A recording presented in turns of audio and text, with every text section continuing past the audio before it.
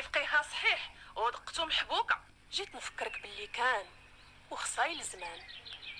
ايوا يا اهل الخير والوجوه الضحكه، دفعوا عندي شي ناس الكعاب والكحكه. خرجت نتقدى المقادير وما غنخرج غير بجارتي التايكه. والله دوز هاد النهار على خير، غاتشدني ساعه وهي كتشكى. وداك الشي اللي كان تسالمنا وهي تبدا تسول واش كاين شي فلوس وكي دايره الحركه. قلت ليها نحمدوه ونشكروه والهلا يخطينا بركه. وهي تطلقها بواحد مولاتي الضحكه. البركه فين هي البركه؟ واش مازال في هاد الوقت شي بركه؟ وحتى لا كانت راه هاد الجمعات كامله عند جارتنا مليكه. ايوا راها صدقات ليها التريكه، وراجلها كان داير غا فراشه في السوق ودابا حل شركه. يا اختي فقيها صحيح ودقتو محبوكه. اجي ما تكونش دارت لاباس حيت زارت مكه وكتشرب الماء السلكه.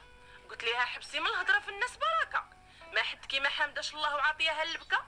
ودايره الناس فمك بحال المسكه، واخا تكسبي الذهب غيبقى رزق الناس في حلقك بحال الشوك.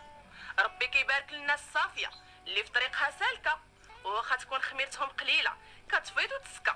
ايوا استغفري اللي خلقك وفكري شويه، راه واخا تخدمي بالصباح والعشيه الا ما صفيتيش قلبك وفعلك عمر البركه ما طلع لك في الجريه.